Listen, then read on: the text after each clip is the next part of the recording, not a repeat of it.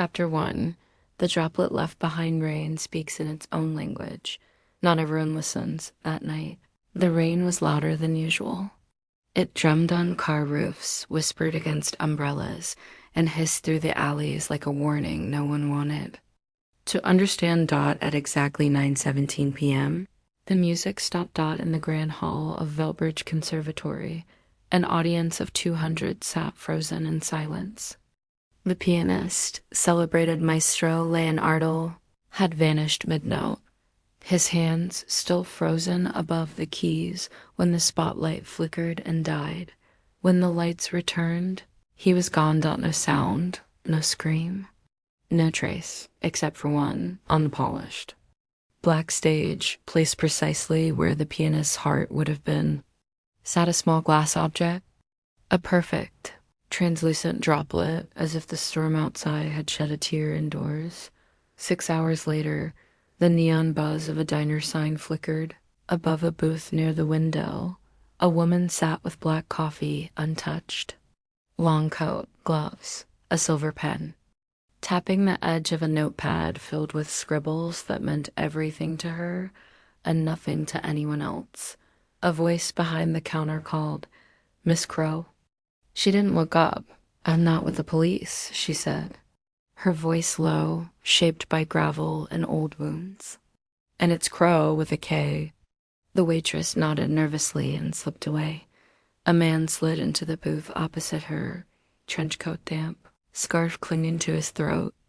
Detective Merton, familiar with murder, unfamiliar with ... this. "They want me to label it a disappearance," he said, eyes scanning her notes. "But this isn't the first, is it?" "No," she replied. "It's the third in 6 days." Merton exhaled, watching her. "You think they're connected?" "I think," she said slowly, "someone is leaving rain where people used to be." She slid a photograph across the table.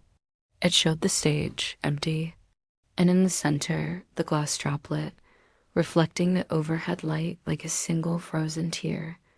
Merton leaned in, staring. No fingerprints, no residue, just ... a drop. A slight smile touched her lips. "Not just a drop," she murmured. "A message." Outside, the rain continued ... it always did. Asterisk Chapter 2. Forgotten portraits, the next morning. The rain hadn't stopped ... it never really stopped anymore. Amalia Krowe stood under the rusted iron arch of Beaumont Studios, a maze of abandoned artist lofts and forgotten dreams.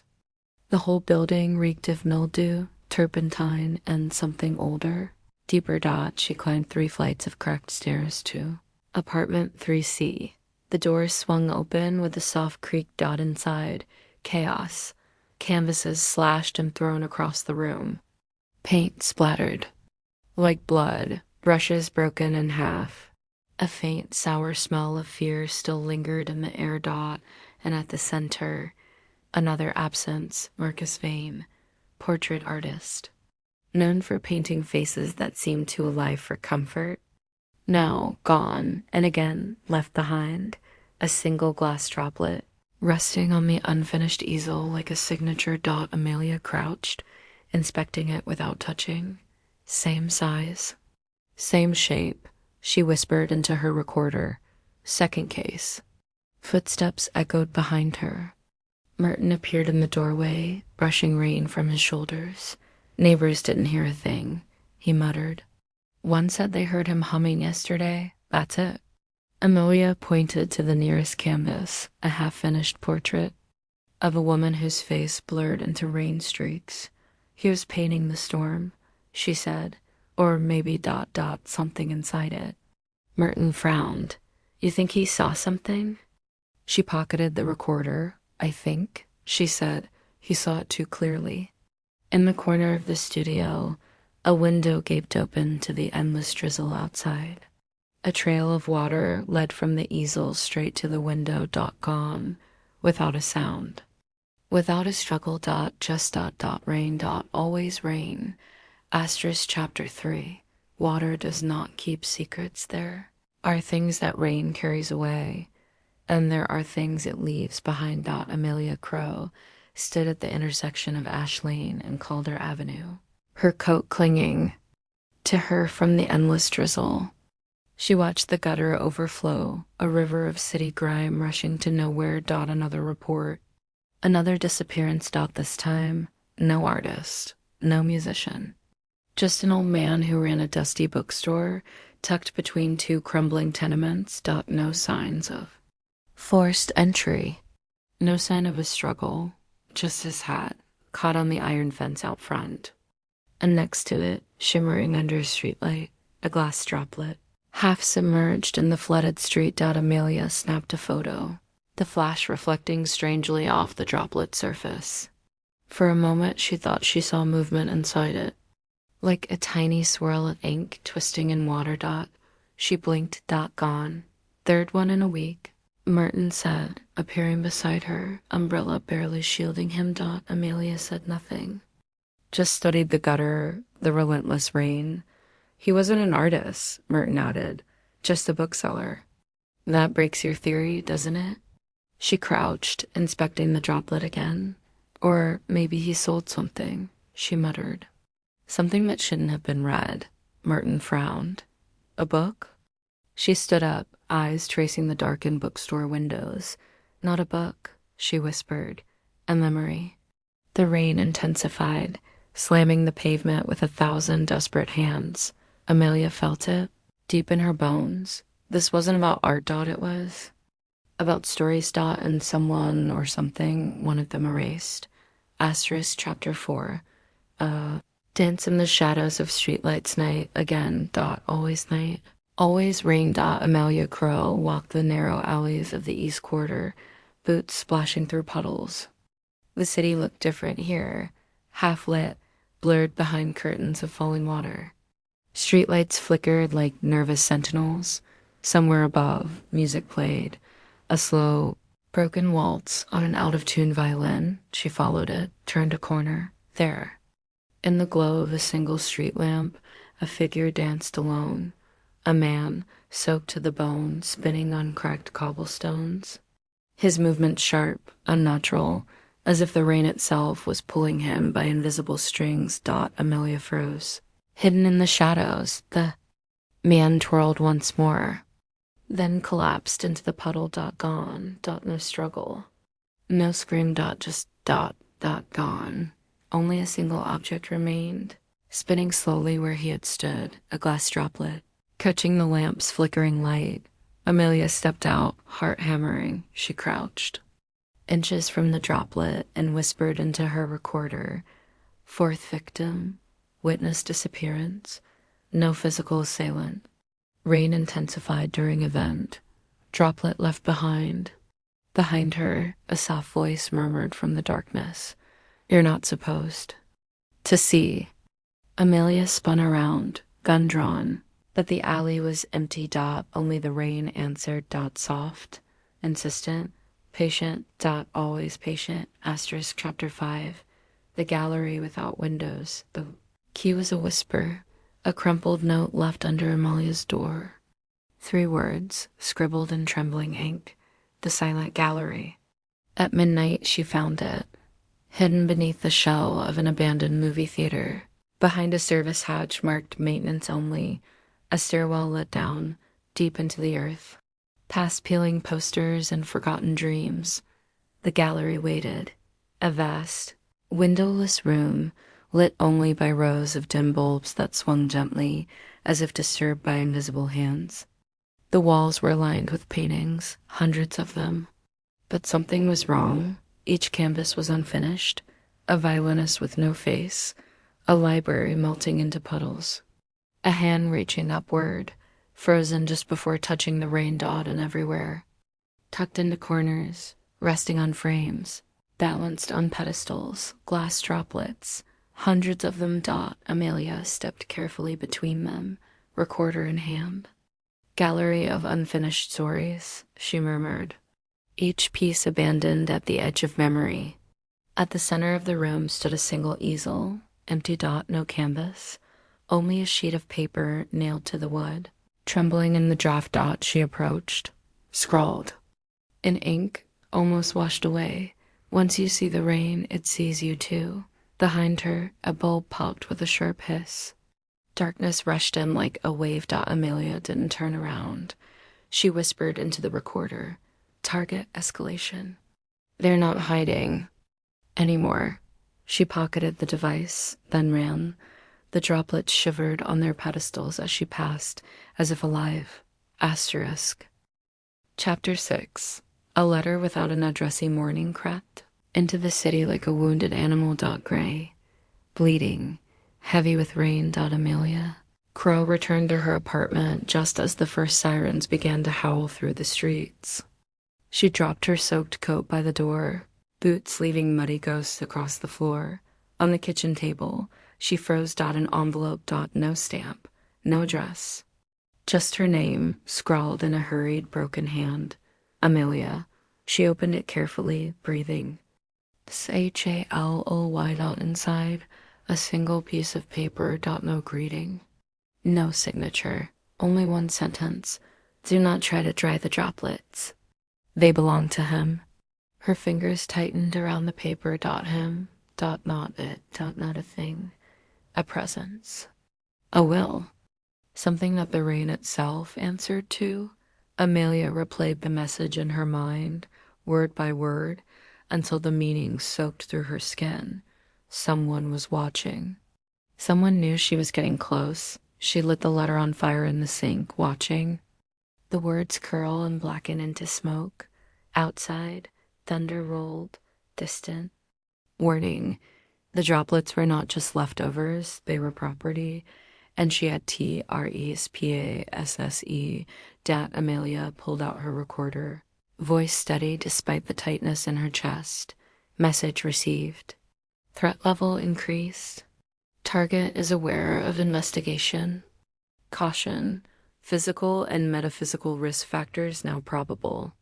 She switched off the recorder, looked out the window, and in the reflection of the rain-smeared glass, for just a heartbeat, she thought she saw someone standing behind her. Asterisk. Chapter 7. 13 steps down the old subway map was a lie. It showed. Neat lines, logical routes, carefully labeled stations, but under the real city, something else sprawled. A network of forgotten tunnels, dead ends, and staircases leading nowhere. Amalia Krowe found the entrance behind a boarded-up bakery on the west side. A rusted service door, cracked open just enough for a determined hand. She slipped inside. The air turned cold immediately, heavy with the stink of mold and something older. FOULER. Ahead. A staircase, worn stone steps, slick with condensation. 13. Steps down. Exactly 13. She counted each one aloud, recorder in hand. 1.2.3. By the 9th step, the light from the doorway above was already a memory. By the 12th. Her own breathing sounded foreign, like someone else's fear. And on the 13th, silence. A silence so deep it seemed to press against her. EARDRUMs. Amalia clicked on her flashlight. The beam revealed a narrow tunnel, barely wide enough for one person, and there, drawn on the wall in something that looked suspiciously like old paint or dried blood, was a crude symbol, a raindrop, surrounded by an eye. She traced it lightly with gloved fingers. Below the symbol, scrawled in uneven letters, where the droplets fall, the memory drowns. Her pulse quickened. This wasn't random. This was a map, a warning, and maybe an invitation. The rain, far above her, was just a faint whisper now, but it was still there. Always there. Waiting. Asterisk. Chapter 8. The one who walks.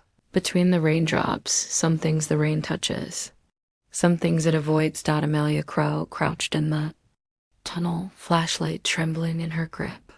Every surface around her, walls, pipes, floor, glistened with moisture, except one. Far ahead, in the tunnel's crooked spine, a figure moved, slow, deliberate, and bone-dashed, dry. No rain clung to him. No wet footprints trailed behind. The flashlight caught only glimpses, a dark coat, the curve of a shoulder, a hand brushing the damp air like it could part it. Amalia's instincts screamed to run. Instead, she followed Dot's silent steps over cracked stone. She spoke into her recorder, barely a whisper. Visual contact established. Target. Does not interact with moisture. Possible anomaly. The figure turned a corner. Amalia hurried after, heart pounding, careful not to make a sound.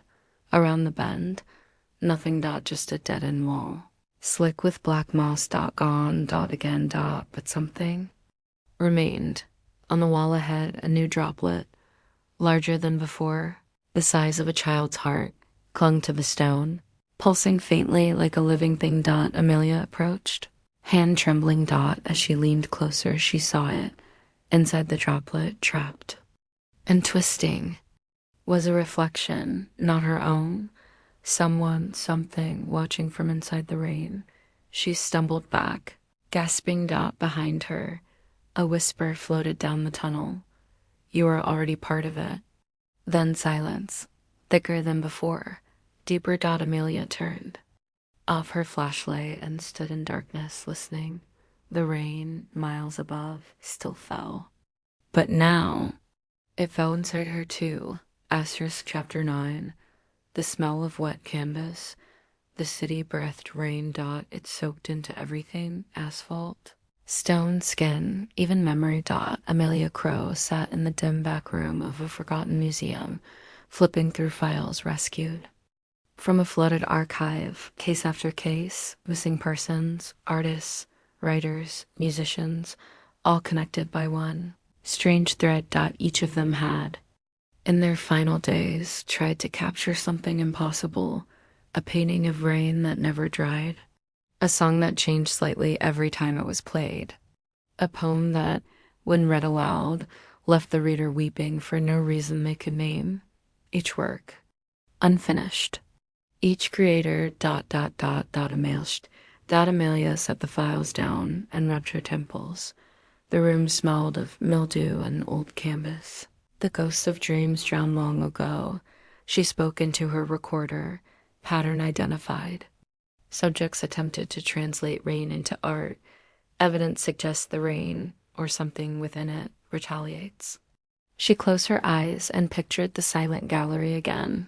The endless walls of abandoned pieces, not art. Warnings. Failed attempts to explain something that did not want to be explained. Her hands trembled slightly as she packed up the files.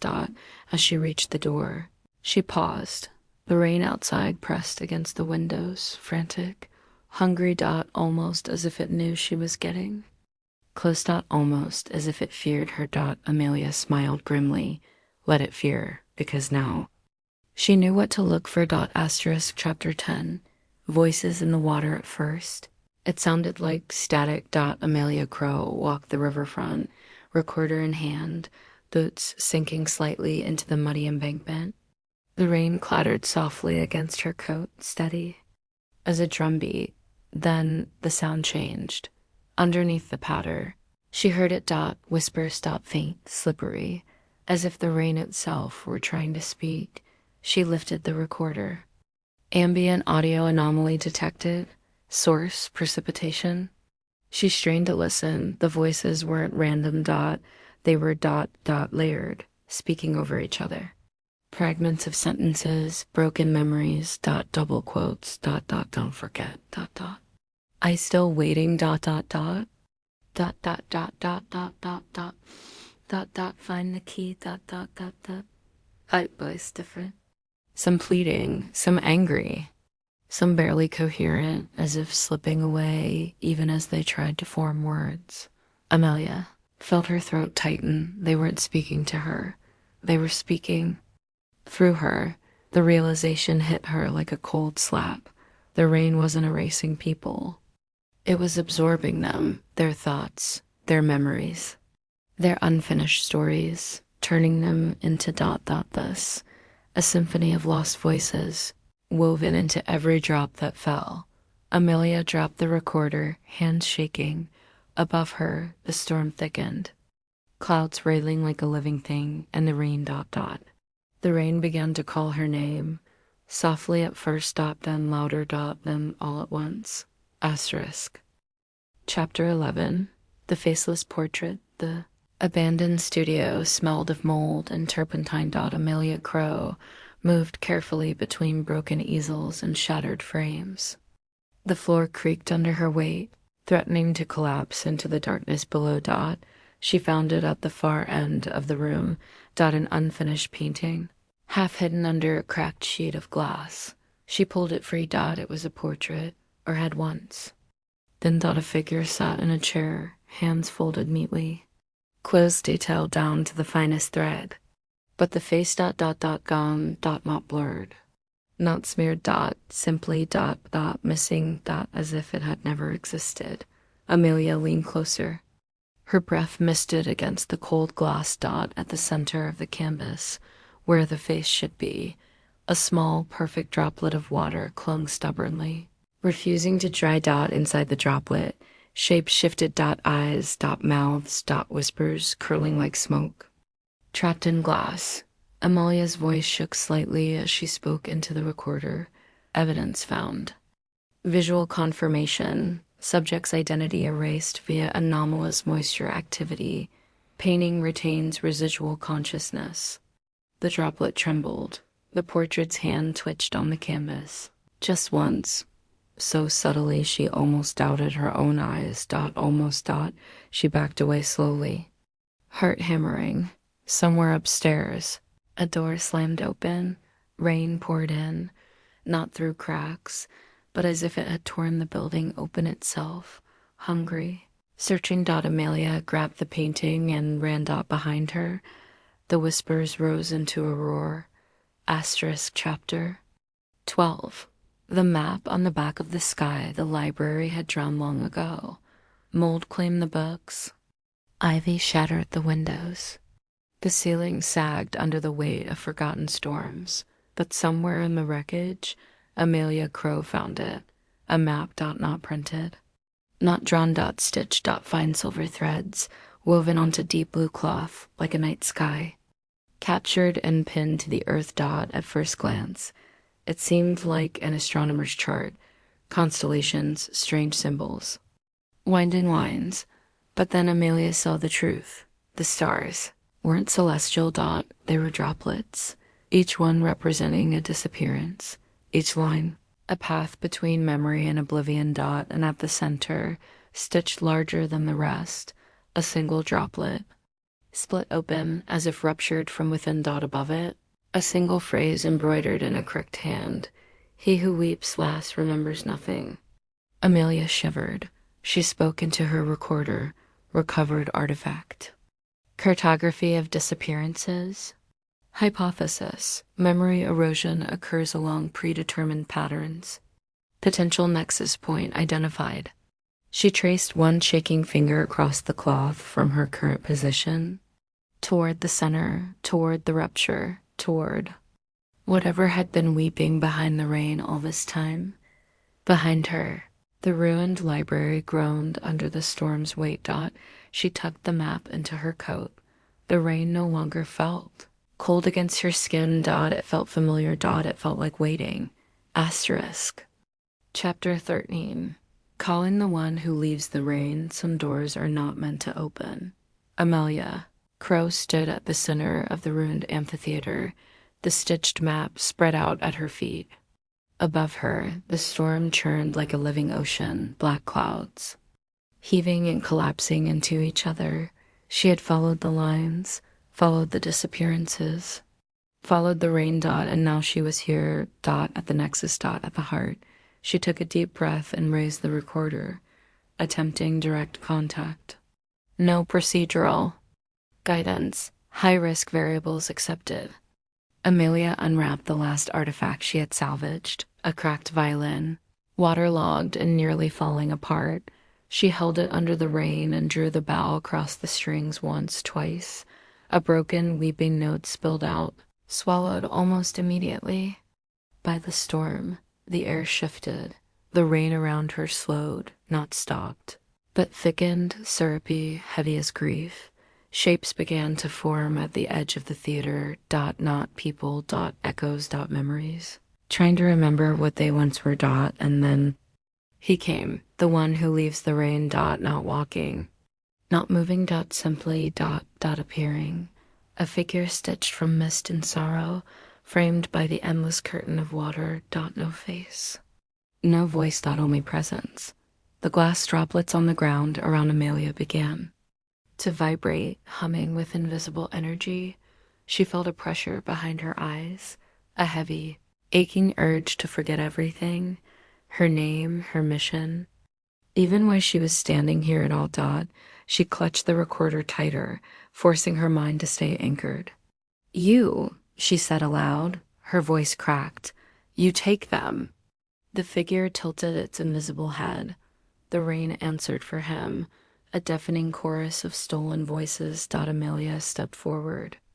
I see you, she whispered, and for the first time, the rain hesitated. Chapter 14. The rain that forgot to fall. For a heartbeat, the world stood still. No rain, no whispers, no breath. Amalia Krowe stared into the hollow place where the figure had been. And for the first time, she realized it wasn't just stealing memories. It was made of them. Every droplet, a fragment of someone lost. Every gust of wind, a sigh from a forgotten dream. Every storm, a scream no one remembered how to end. And now, it wavered. She had seen it, named it, broken the ritual. The rain began to fall again, but wrong. The drops hung in the air, trembling, falling sideways, falling upward, falling into each other. Reality itself, bending under the weight of so much grief, so many stolen lives. Amalia staggered back, clutching her recorder like a weapon. You're not the rain, she said hoarsely. You're the hole the rain falls into. The figure reformed, slower now, less certain. Around them, the amphitheater cracked and shuddered. Memories bled from the stone. Children laughing, violins playing, paintbrushes dragging across canvas. All the lost things trying to come back.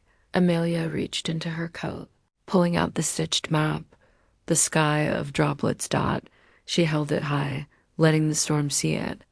You're not inevitable, she said. You're only the spaces we forgot to fill. For the first time, the figure recoiled. The glass droplets around her shattered into mist, releasing cries and names and laughter into the rain. And the thing that called itself the storm. Screamed. Not aloud. Inside her. Amalia stumbled but stood firm. The rain began to forget how to fall. The city stirred, and something new, something fragile and wild, took its first trembling breath. Chapter 15. First dry morning came without rain, for the first time in what felt like years. The sky above Velbridge was clear, pale gold stretching over crumbling rooftops. Chasing the mist into alleyways. Amalia Krowe sat on the cracked steps of the ruined amphitheater. The stitched map folded neatly in her lap. The figure was gone, not defeated. Not destroyed. Simply. Remembered. The voices that once whispered through the rain now floated freely on the breeze. Soft, broken songs of things that had been lost and were, at last, trying to find their way home. Merton found her there, his coat slung over one shoulder, hair plastered from the last of the mist. He stood silently beside her for a moment, watching the empty streets. Then, how do you explain this? He asked. Amalia smiled, tired and small. I don't, she said. Some stories you survive, you don't solve them. They sat in silence, listening. No footsteps vanishing into puddles, no echoes hiding behind umbrellas. No forgotten names tugging at their thoughts, only the city exhaling. Later, they would rebuild. Later, people would paint again, write again, sing again, without fear that something was listening, something jealous. But for now, Amalia simply closed her eyes and lifted her face to the dry, Open sky dot, and for the first time she forgot to be afraid. The rain would return someday. So would she dot, and next time she would remember how to dance between the drops. Asterisk.